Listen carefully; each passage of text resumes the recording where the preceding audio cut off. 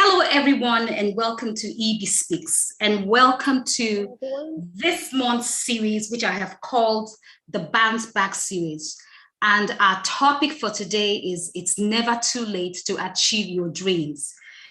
This series is born out of a feeling that, that while some of us, at the beginning of the year have been able to, successfully achieve our goals and our dreams and our plans, some of us, or a lot more others, are kind of like experiencing a bumpy ride, and they are in a roller coaster of delay and waiting and disappointments. And so I felt that it will be nice, especially in this month of November, to have guests come to speak on various themes like productivity, recharge, bounce back, and posturing ourselves, for the months and for the years ahead. So my special guest today is a certified personal organizer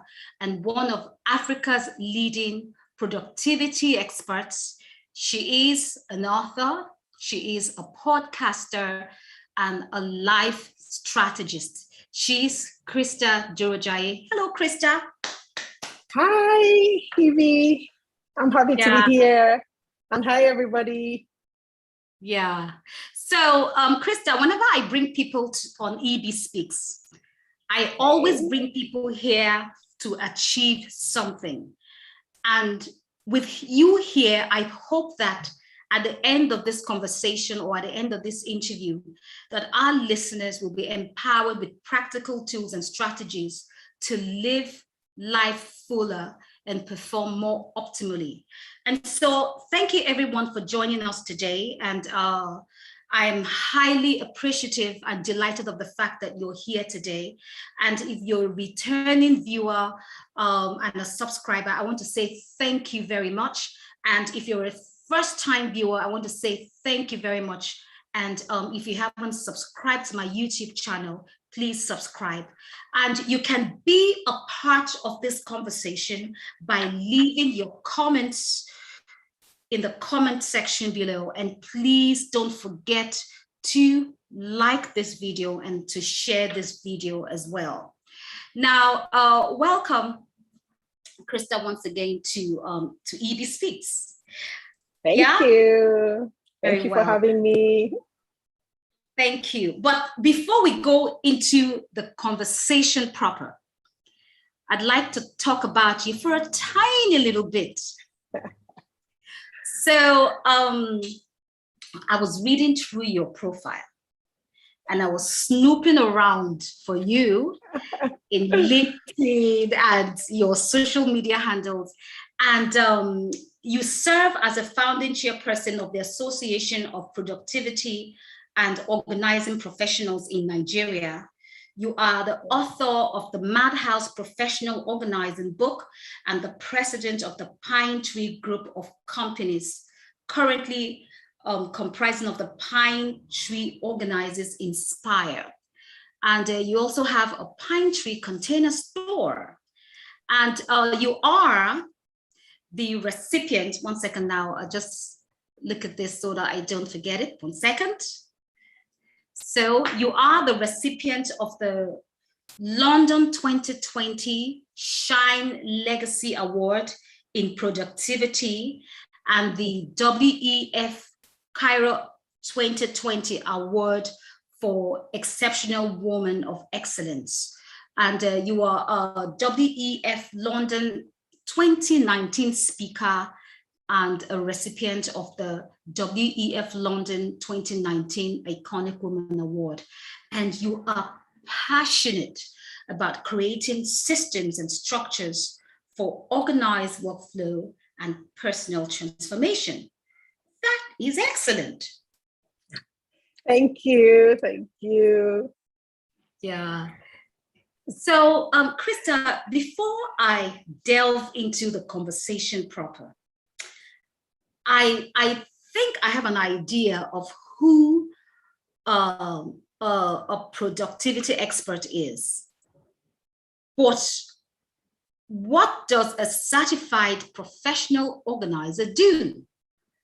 Okay, so basically, a professional organizer, like in some nationalities or in some countries, they refer to themselves as personal organizers, and in some other places as professional organizers. But bottom line is we are one and the same. So a professional organizer helps to organize your space, your schedule, your time, your and the space could be your workspace, it could be your living space, and it could also be organizing of your lifestyle.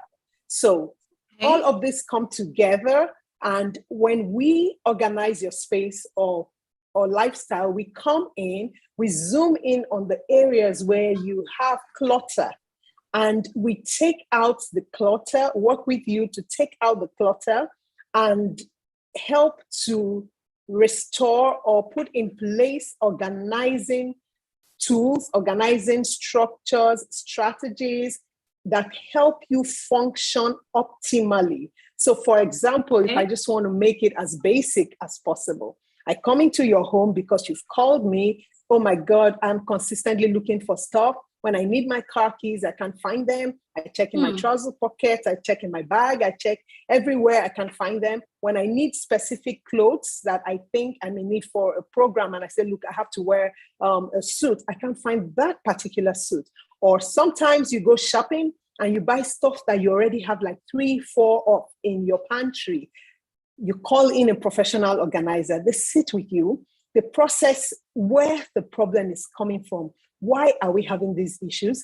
We drill down to the genesis of the matter and then start suggesting and working with you to bring out tailor-made solutions, because what works or what challenges EB is not the same as what challenges Cresta. So the same way our faces differ, that's the same way our organizing problems differ. So we come in, we drill down, find where the problems are, and we begin to work with you to take out clutter and then reorganize your space and then put in place organizing structures that help you to know where what is. And when we do that, automatically, when you're done using something, because everything now has a home and there's a place for everything, you find out that you rarely want to put things any and anywhere, because now they have a home, because we have organized and we have given everything in your space a home. So it's easy for you to reach out to stuff and use them. And when you're done, it's easy for you to find where to put them back. And this helps you to function optimally. It saves you time and just gives you some sanity to operate in your best version. Wow. You know, I used to see these things on TV, you know, I would see TV. There's a lady that used to be, she used to be a friend of mine, Jessica, then used to tell me about some lady who does organizing. She was on Netflix. So on Netflix, is it Marie Kondo? Yeah, I think so, because Jessica was very, big about her, a friend of mine. And do you have a large clientele base in Nigeria? Now, yes, but about 8 years ago when we started, that was not the case. The average Nigerian is very private and they don't want you in their personal space. So it took a lot of sourcing and building and cajoling, to get into their spaces. But gradually, as the awareness is, increasing, people are looking for professional organizers more often than before. And our clientele base is growing. And to show you that it's actually growing, when we started out, we were, I think, 2 or 3 in Nigeria, but now we have almost 25 people, and they find organizing jobs that they do and get paid for. So it is truly increasing here in Nigeria. So you're more or less like a working personal planner. Yes, a planner, a time manager, Really? Yes. So you help your clients so when their schedule is cluttered, because clutter can be physical clutter. It can also be your working schedule. When your schedule is cluttered, we sit with you to figure out why you have so many things choking you. Because when you have clutter, you cannot be productive. You're always just jumping from one thing to the other and really unable to grasp on what you have achieved, or there's usually a struggle. Things are all over the place. But when we take out the clutter, you see clearly and there's more space, and then you can function, better. Really? Now, what you've just said is a segue to the next thing that I want to ask you. I read somewhere that, okay, and I'm going to quote it, it says that, I read somewhere, because it's very interesting that you are a certified professional organizer and also a productivity expert.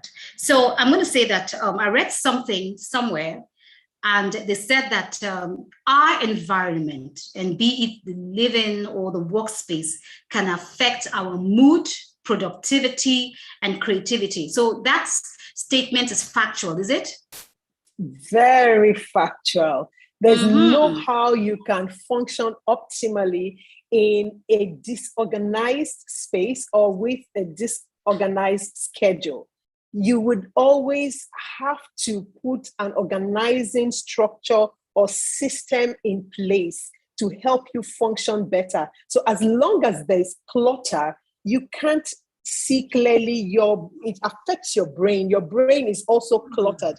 Every time you want to focus on something or be creative, especially for creatives, you find out that when there's so much choking and cluttering your space, you can't function well. You're constantly frustrated and in a bad mood. But when everything is in place, somehow it just frees you up, it lightens your mood, and you're able to see clearly, you're able to think clearly, even your brain space needs decluttering every now and again. So sometimes when I do my weekly productivity tips, I say to people that you need to brain dump every evening.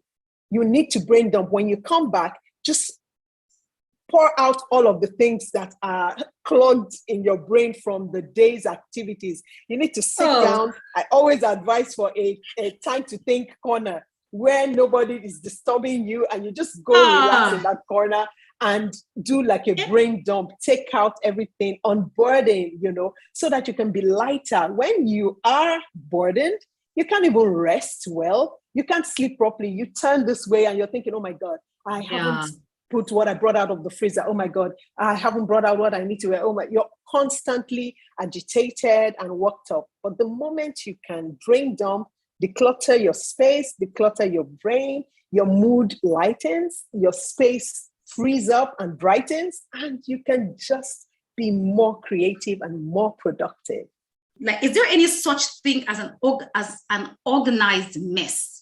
You go into some people's houses and everywhere is in a state, and they'll say, leave it like that, because I know that if I'm looking for something, like, you know what my daughter told me? You met her. She said, Mom, I walked into her room and her room was upside down. And she said, Mom, I'm a very creative person. And, and the way the state of my room is a reflection of my creativity. And I'm like, who told you that? Oh, a lot of my clients say that, they say, look, it's an organized mess here.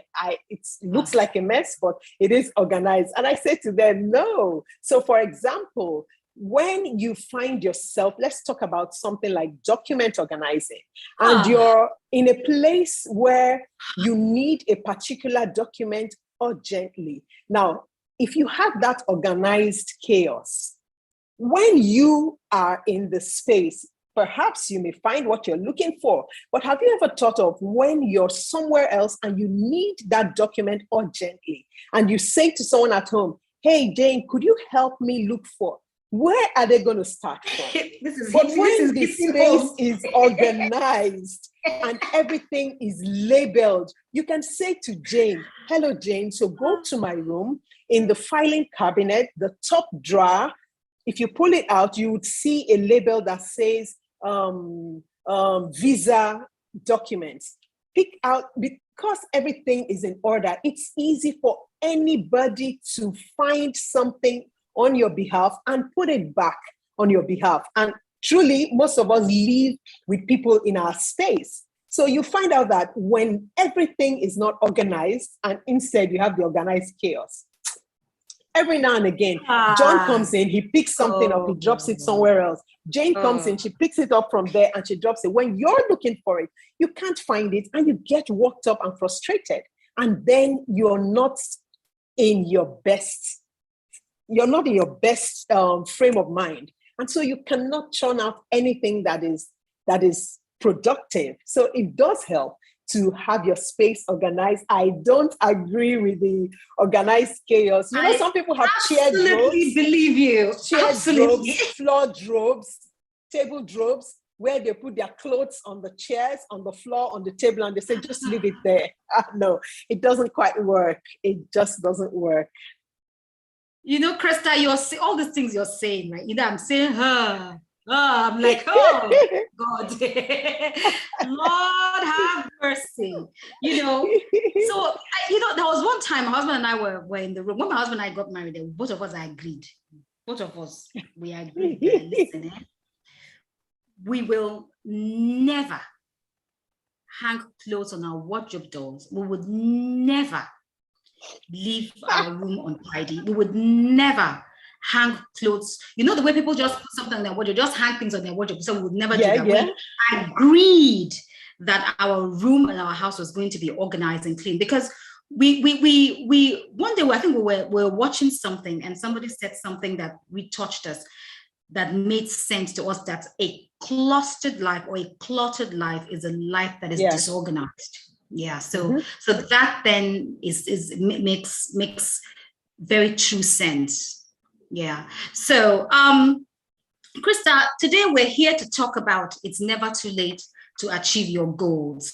And and both of us have had several conversations, or we've talked about this, and the premise of this, of this Bounceback series is that it's almost the end of the year, and like I said in the introduction, some people have hit their target, they have achieved all that they want to achieve, but some other people are experiencing a bumpy ride and a roller coaster of disappointments, delays, and all of that. So this drives people into a state of despondency, but born out of the pressure to perform. So what would you say to someone who is going through that, or someone who is in that state right now? So it's a I don't want to call it a normal thing, but it happens every year and it just keeps repeating itself. Now, some people usually experience it just towards the end of the year, say around October, between October and December. Some people experience it earlier, let's say around June, because there's just that trepidation that, oh my God, it's already almost the end of the first half of the year and I haven't done anything. That's just what comes to your mind immediately. I haven't done anything. Now, the first thing I would say is we need to take out the time limits, because that kind of puts a bit of pressure on us. When we take that out, it becomes easier for you to, not put yourself under undue pressure. So yes, it's okay to reflect and say, oh my God, am I really doing the things I intended to do?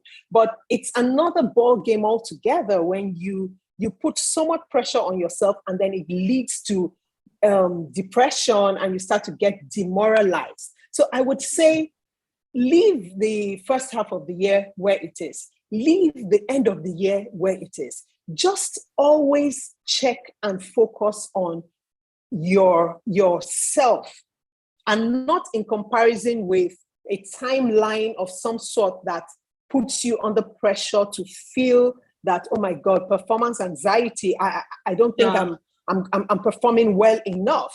So I would encourage anybody feeling that way to not worry, because it's just never too late. Like the famous Igbo proverb, when you wake up, and we use it a lot in Nigeria, when you wake up is your morning. Yes. So it means that any time at all that you choose to decide to revisit your goals and work on them is just good enough. It's never too late. So don't put yourself under pressure, thinking, oh, now it's the end of the year. It's now late. I have not achieved anything. It's over. No, it's not over. So I would say, just sit down and check.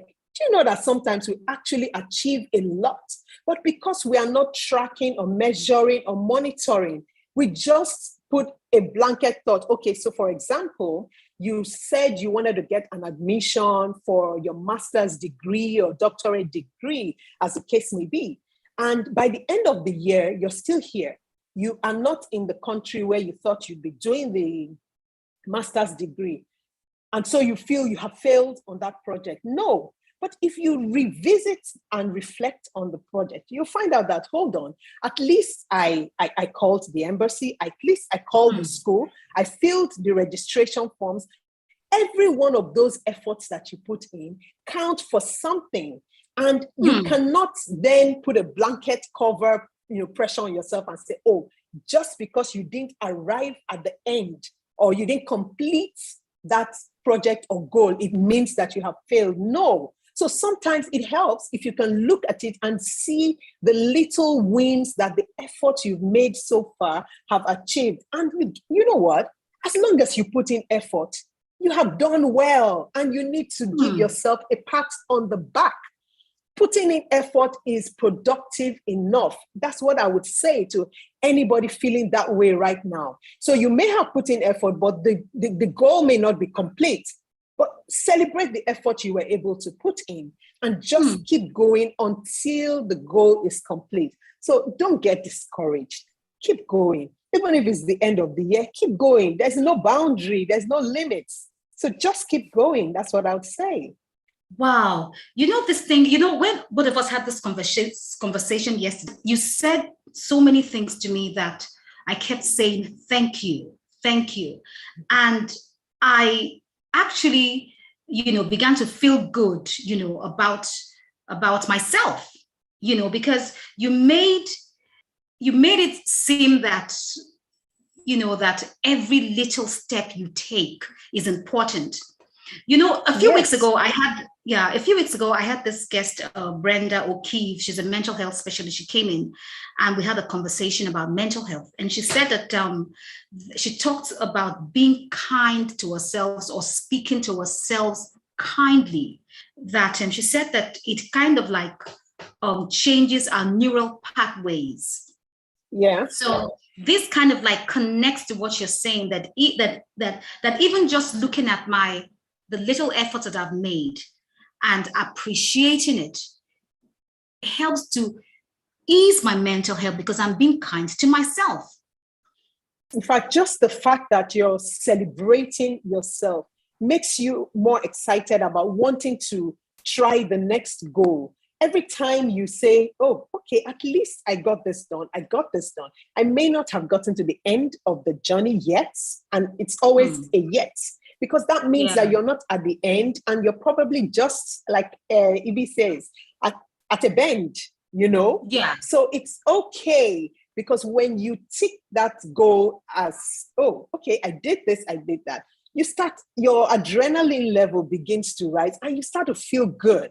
It brings about a feel-good adrenaline that makes you want to do more. So I just want to encourage us to keep celebrating every effort made. Not all efforts are supposed to lead to a win. Some efforts will help build grit and resilience in you. Some other efforts would actually lead to a win.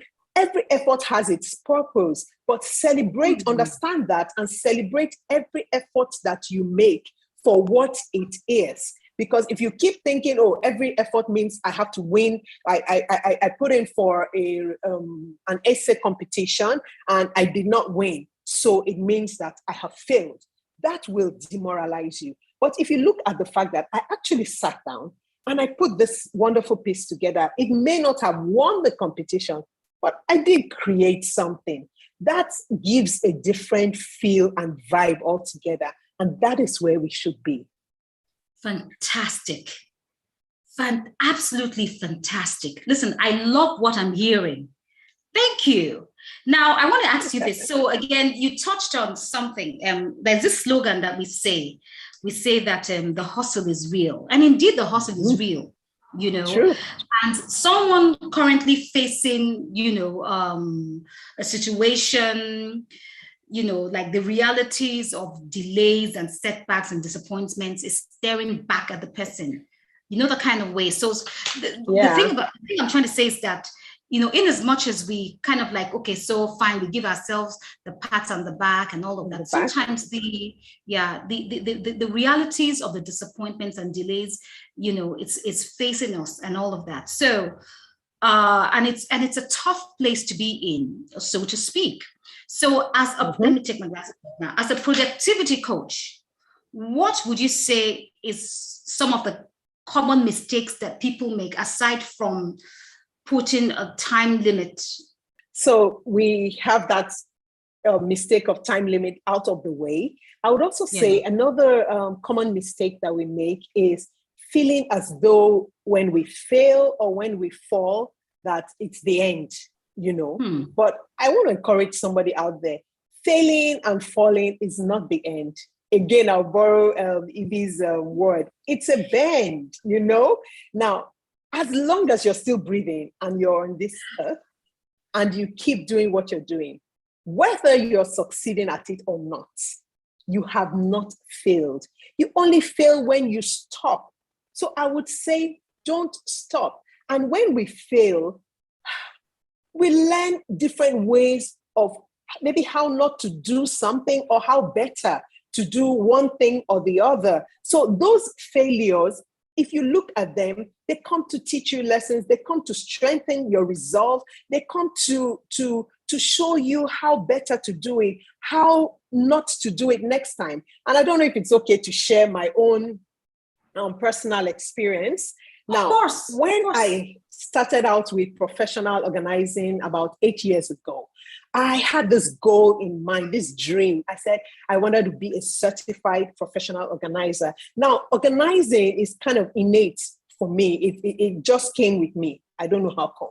And then it helped because I grew up with aunties who loved to organize, and my aunt just always used to say, a place for everything and everything in its place. So I grew up with organizing inside of me. But you get to a certain part of time in your life where you know that beyond what is innate, you actually need to groom and grow and build whatever skill sets that you have inside of you. And so I was determined when I found out that professional organizing is actually a thing. I told myself, I'm not just going to organize. I'm going to make sure that I'm a certified professional organizer. And then I did my homework and I found out that so far there had been none in Nigeria or Africa. And I'm like, I want to be Africa's first certified professional organizer. And then I wrote it down. Hold on to that part. Make sure you write down your goals or your dreams or your vision. So I wrote it down and I began to,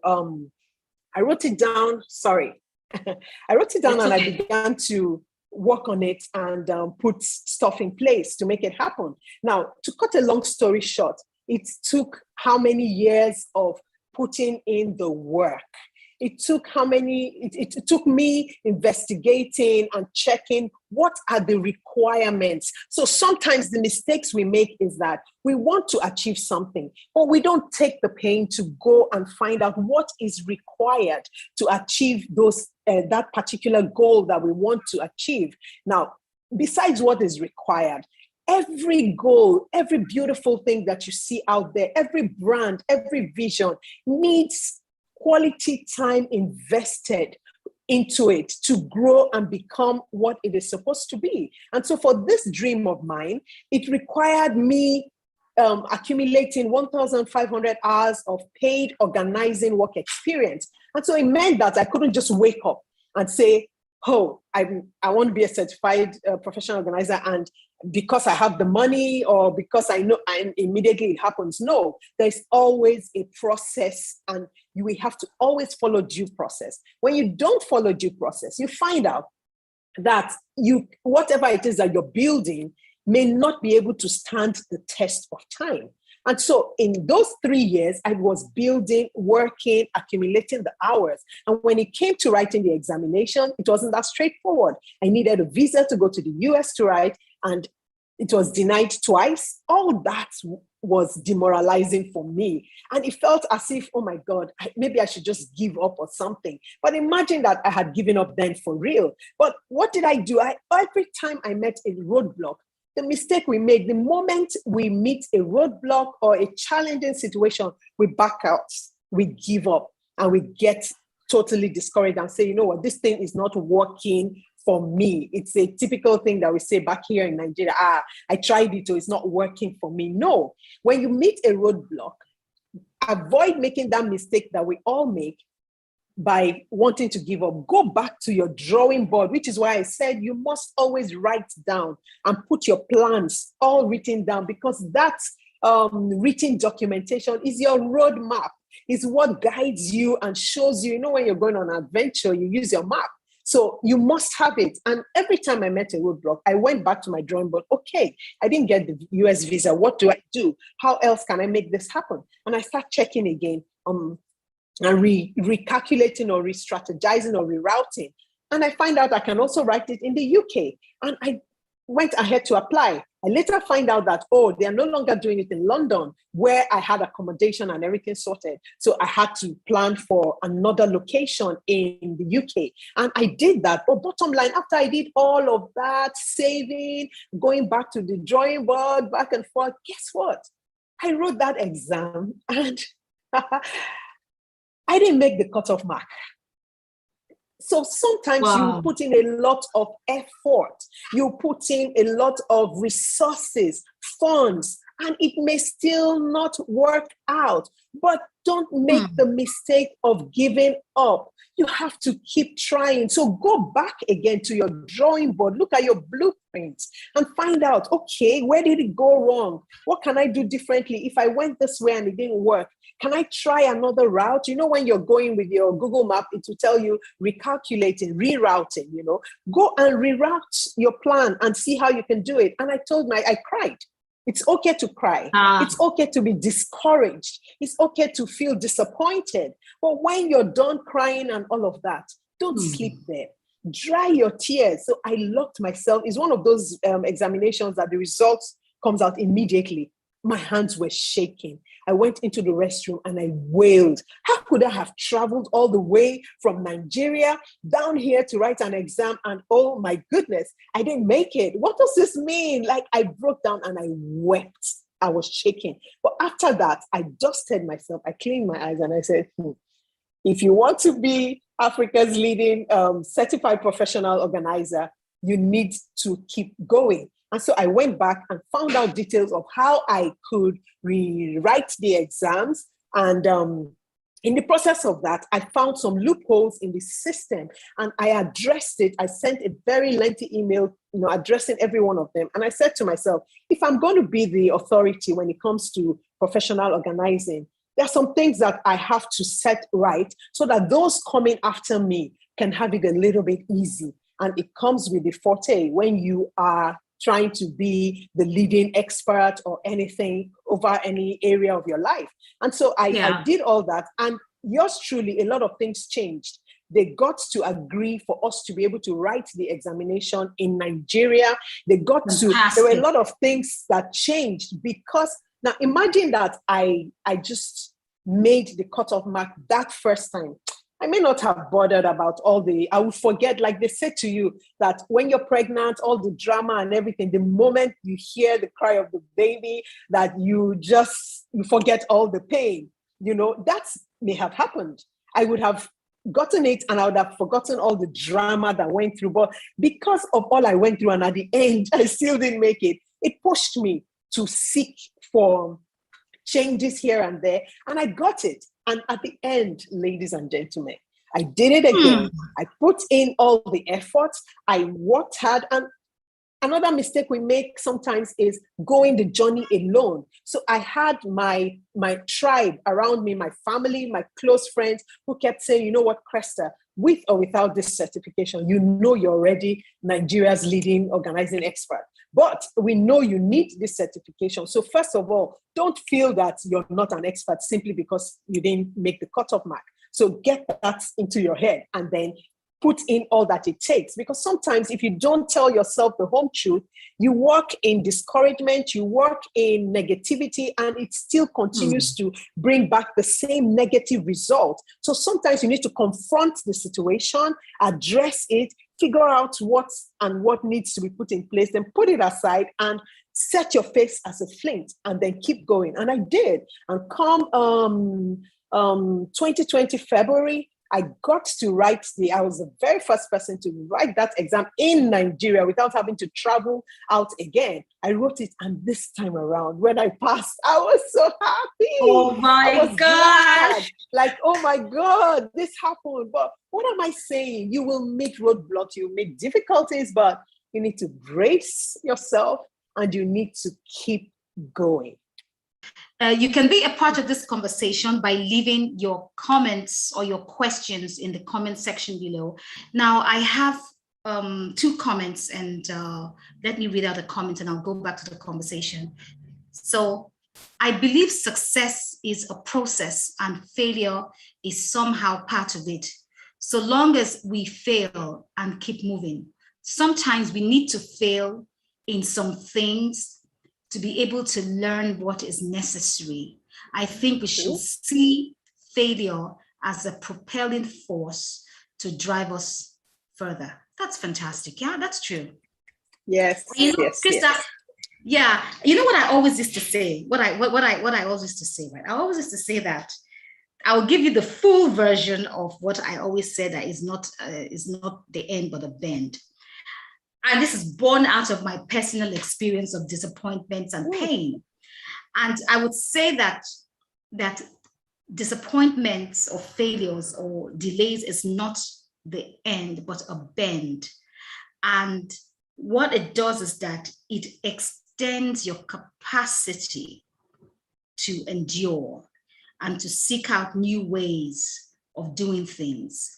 And your disappointment, there was purpose in your pain, because if you were going to be the pioneer of organizing in Nigeria, you had to be able to understand what it was, so you'd be able to mentor and you'd be able to, play your role as the pioneer of the field. So there was purpose in the pain.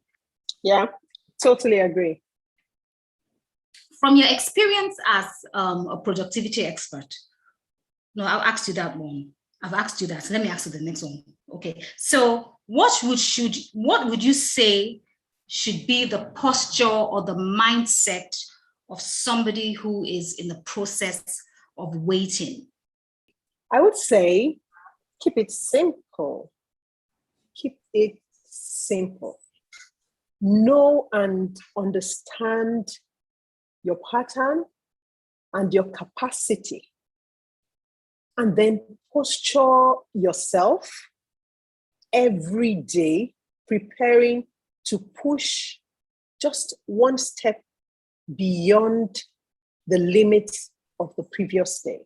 So let me go back on that. An example. So sometimes we take in so much that is beyond what we can handle, that is beyond our capacity. There's nothing as beautiful as knowing your capacity, knowing your ability. Now, this does not mean that we should not push ourselves beyond our limits, no. But understand and know your capacity and know what it is that you can handle, what it is that you can do, so that even when you're pushing yourself or pushing the limits, you know that you're actually pushing the limits, and ordinarily you have achieved what you want to achieve and you're now going for the extra.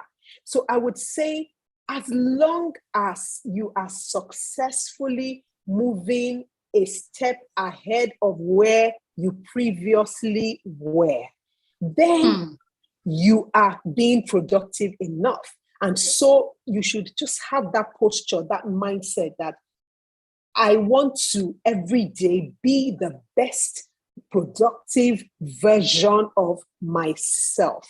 Now, that little step you take every day goes a long way to make up the big picture. So let our posture every day be not to, how do I put it? Not to chew or bite more than we can chew, not to bite more than we can chew, but to ensure that today, let me add that O, like a Nigerian that I am. Today, I will take one step further to make sure that I am not where I was yesterday. So let that be our posture. As long as you're not where you were yesterday and you have made a move, then you are good. So that should always be your posture, to ensure that you take that one step. Now, for EB, that one step may be a baby step. For some other person, it may be a giant step. For some other person, it may be a leap, which is why we need to know our capacity. So don't, because we said, just make a move every day. If you know that you have the capacity to do more, please, by all means, do more. But bottom line, posture yourself to make sure that today you are not where you were yesterday. And if you have that at the back of your mind all the time, you are good to go. Fantastic. And I would say this, Cresta, there's sometimes when, like, I set out to do something in the morning, right? Mm-hmm. And I don't know if it happens to other people, because like you said, sometimes we don't even acknowledge or even just value the little steps that you make. So maybe you want to do something and you make a phone call, or you send an email, or you get a positive news for something that you want to do in the future, Yes. So what you're saying to me is that all of those even the little steps that I take towards actualizing that grandiose, dream, is something. But the problem is that sometimes, unless we achieve that big dream and stuff like that, we do not feel that we have done enough. So we do not value that phone call. We do not value that email. We do not value that response from somebody. And at the end of the day, you say, oh my gosh, I haven't even achieved anything. Mm-hmm. It happens all the time to almost all of us. The truth is, we need to always remember that big goal, that grandiose goal or idea, is made up of teeny weeny bits of steps and tasks that you succeeded at. If you did not succeed at those tiny baby steps and bite-sized tasks, then the big goal will never materialize or actualize. So I would even add to say that there's nothing like a small win. There's no small win. Everything that you do is big, because as small as it may seem, if it doesn't happen, then the big goal may not happen.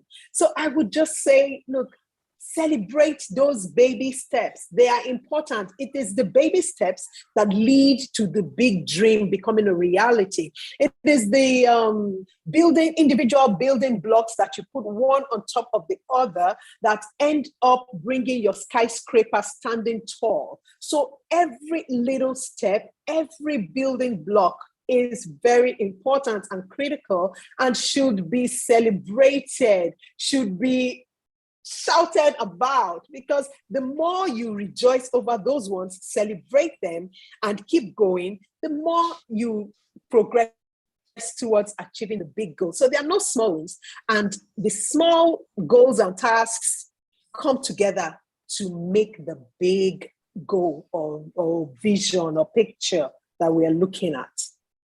This kind of like also helps our mental health then. So you don't feel depressed, or you don't feel like you're a loser, or that you haven't done anything. Yes, because when you feel that those things don't count, you consistently feel that you're failing, and you feel demoralized, and sometimes you even stop.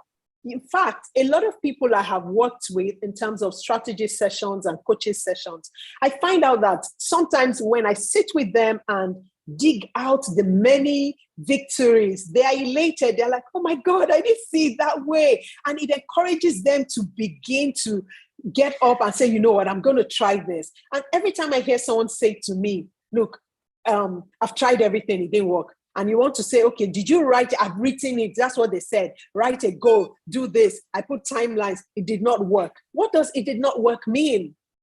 Because most likely you're not identifying the progress you are making along the way. You feel that they don't count. And so they end up demoralizing you, and then you just don't do anything again. You just shut down totally. But I hope that this will help us know when we're done. Everybody, just go look at your goals again and celebrate all the little steps. If all you did was make a call to find out about something, that's progress. If all you did was send an email, that's progress. If all you did was find out the requirements for a particular thing or project that you're about to do, that is progress. Celebrate them, and you begin to feel differently about yourself.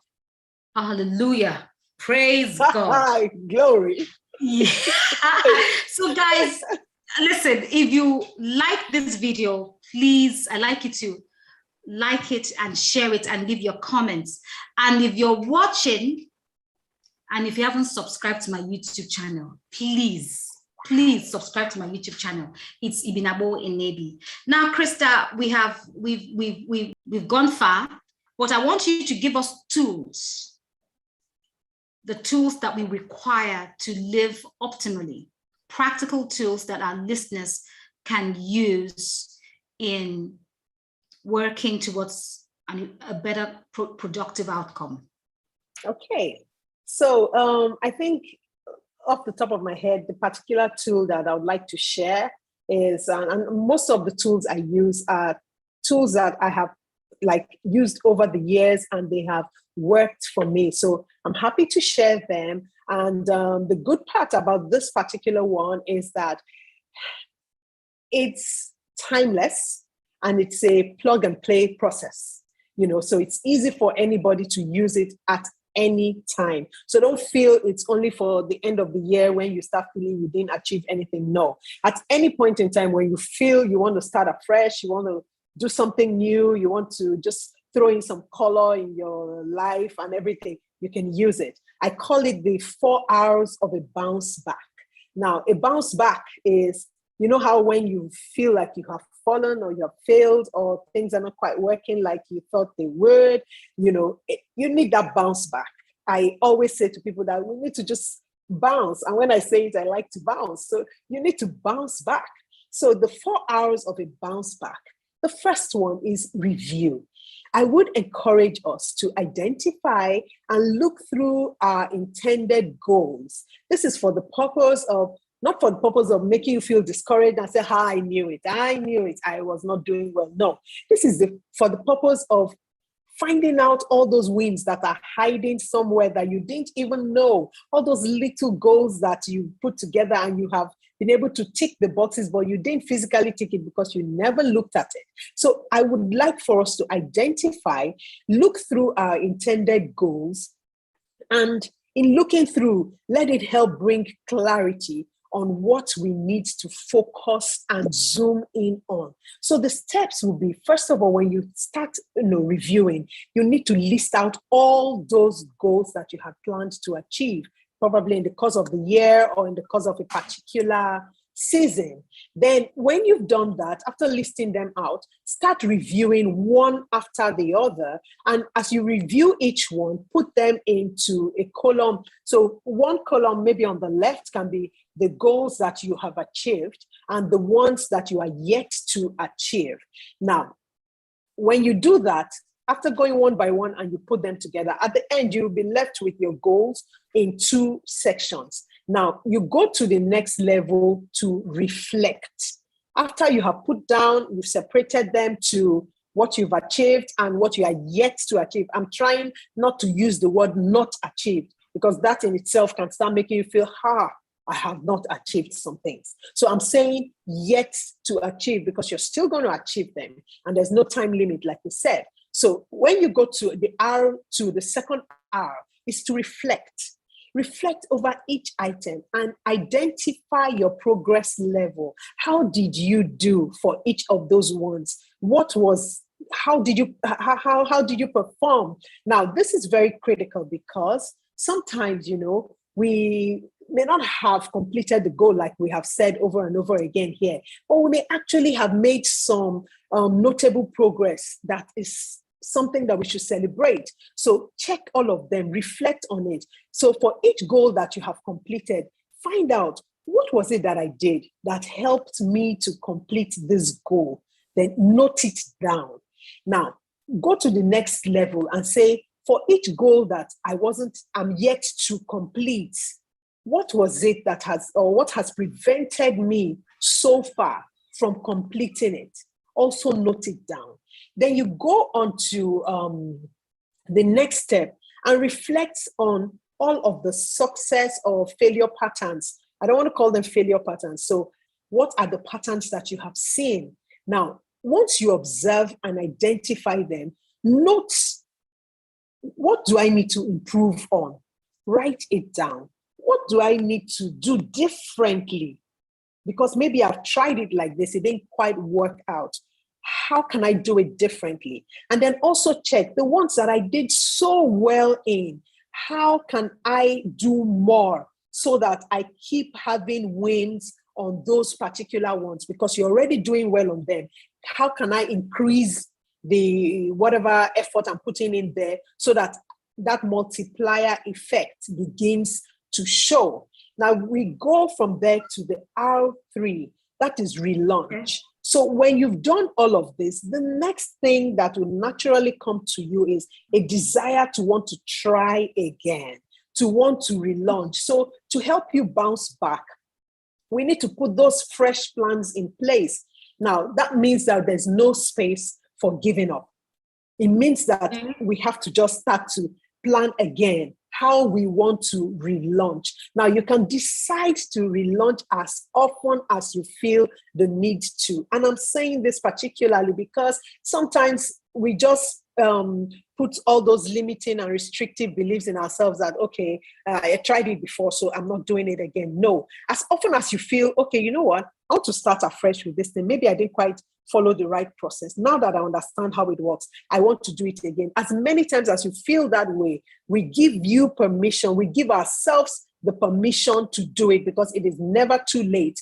And you don't need any grandiose protocol. Neither do you need permission in any way. You have the permission. It is your field.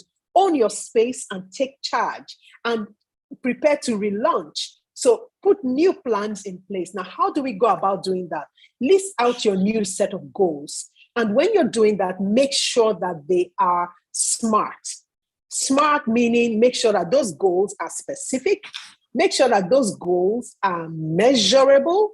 Make sure that they are actually achievable. Because sometimes we set very unachievable goals that are not even specific for ourselves. And of course, we never get to achieve them. There's no how, because sometimes it's unrealistic. And when it is unrealistic, you don't achieve, and you're ending up, how do I put it, beating yourself up over and over again over something that you could never really achieve because it's not realistic. So I would encourage us, make sure that it is realistic, make sure that it is time bound. Time is important because it helps you to, it's like a push factor. When you know that I need to get this done in 3 weeks, 3 weeks is the deadline. It forces you every time to get up and go because you know that you have a time limit. Now, having a time limit is not meant to put you under pressure. It is supposed to help you to be able to push and inspire you to keep going even when nobody else is there to push you, because you know that, oh, I need to complete this in 3 weeks. It also helps you to be able to measure how you are performing. If at the end of 3 weeks you're not able to, then you can go back again and look. But if you don't give it any timeline, you can just keep dragging it on for the next 1, 2, 3 years. And at the end, you lose steam and you're not able to keep going. So timing is also very important. So that is SMART: specific, measurable, achievable, realistic, and time bound. Then when you've done that, break each of those goals into bite-sized daily tasks. Tinier, like what Ibi and I were talking about, Today, you say, I'm making a call to this person. I'm sending an email to this person. Break down that big goal into bite-sized tasks that you can engage in every day. And you find out that as you engage in them every day, you are taking yourself a step closer to achieving the big goal.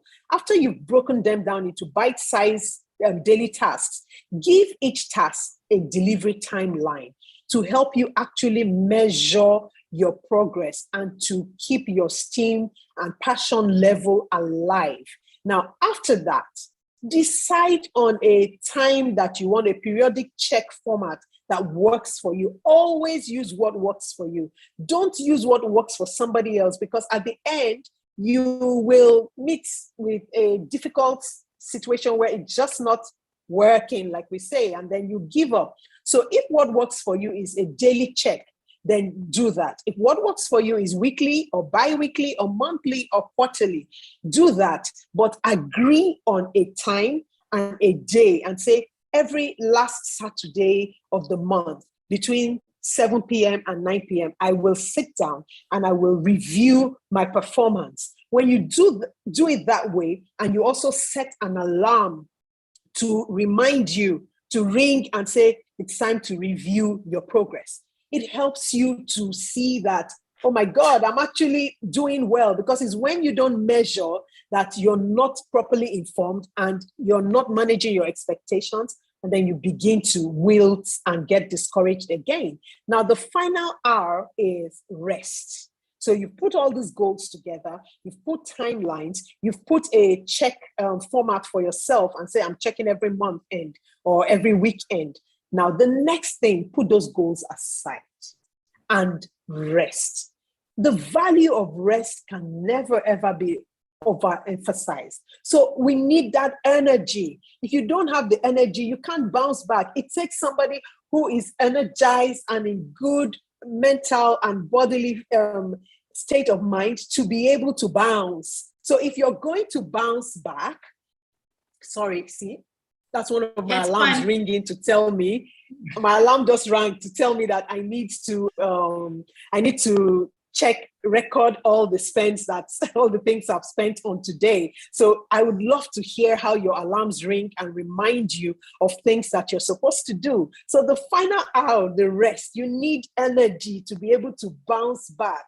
And that energy for your body and your mind is what you need, along with your fully armed, workable blueprint that you have put in place. That's what you need to be able to bounce yourself back into achieving your goals. And for rest, I would say, just take time off any work-related activities to rest, to rejuvenate, and, get yourself back in order. So yes, those are the simple steps. I use it every year. I think I usually do this whole R4 in November. And when I'm done, I drop it. And December is my R. I do R1 to 3 in November, and December is my R4. Oh my God, I'm resting. Don't disturb me. No work, no nothing. I just want to rest, play, laugh, enjoy myself with family, because come January, I have my my blueprint ready to run and go. So here you go. Use it. Wash, rinse, use it, repeat, and it does work. It will help you. Fantastic, Cresta. Just to say that let me just check out some of the comments that I have here. So someone says failure is a bend on your way to success. Success is not final. Failure is not fatal. Is it fatal? I don't know how to pronounce it now. It is the courage to continue that counts. And Cresta, you've said so many things that I find very, very, very interesting. And one of the things that has resonated with me and will continue to resonate with me is that, number one, we should know our capacity. Number two, that we should celebrate the little wins, celebrate those wins, and generally just be kind to ourselves. Yeah. For me, that is, and also that if we document our steps, we would see that we've actually done very well. So for me, that is very comforting. So guys, if you're watching my videos or you're watching this interview and you like it, please go to my YouTube channel, Ibinabo Enebi, and like this video. And if you haven't subscribed to my YouTube channel, I beg you, please subscribe. So our time is already fast spent, and Cresta's post on this subject matter will be published on my website, One Womanity, next week. And Cresta, funny enough, when you mentioned the SMART goals, we've had, I think, about a few episodes. We've had 2-3 episodes that have spoken to this subject matter. So I had Sonny Enebi, who is an executive and a certified coach, speak about how to avoid New Year's resolution failures.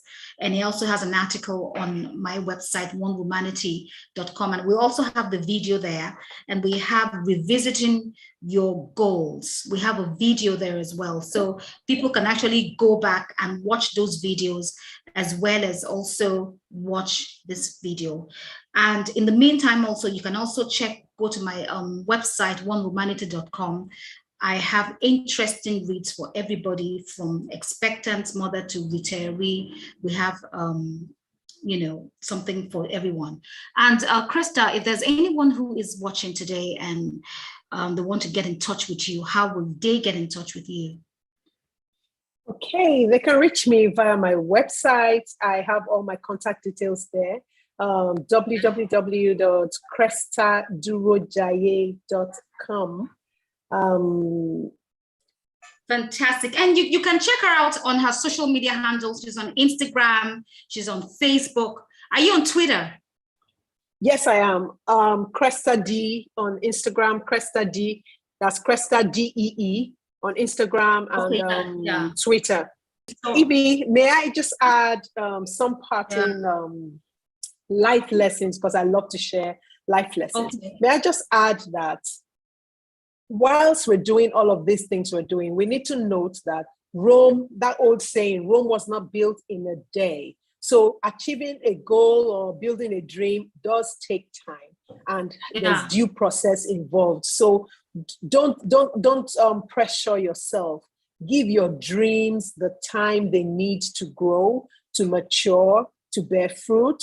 Now, when we cut corners and we don't allow for the time that the dreams require to come into fruition, we rush the process, and we often end up with half-baked results that cannot stand the test of time. The second one is, when we follow due process, it clearly shows you your trajectory, your growth pattern, your progress, and it makes it easier for you to be able to, retrace your steps as and when required. And finally, competing or comparing yourself or your progress with somebody else's progress is highly unhealthy. Now, at best, when you do that, you will become a replica or a better version of someone else, instead of being the best version of your original self. So stay original, stay true to who you are, and yes, learn tips from people, but don't compare yourself so that you don't become a copied version of somebody else. That's fantastic. Fantastic.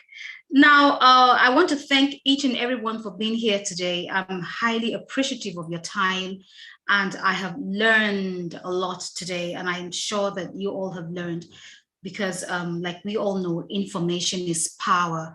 And next week, I have a very special guest. I have Pastor Femi Atoyebi. He is a SAN, and he's also going to be speaking on our Bounceback Series. And I just want to say that if you haven't subscribed to my YouTube channel, please subscribe. And I'd like you also to like this video and also share it. Cresta? Yes. Thank you so much. We're going to have something with Para in January. We're having a conference in January, so I look forward to it. Yeah. Yeah. So Yes. And thank you, everyone. Thank you so much, Thank you. everybody. I usually don't call out the names because sometimes you call out some names and then you miss out some names. But I want to thank each and everyone who came today. Thank you for giving me your time. For my faithful viewers, I'm appreciative of your time, and I'm going to see you next week. Guys, I don't want you to miss next week.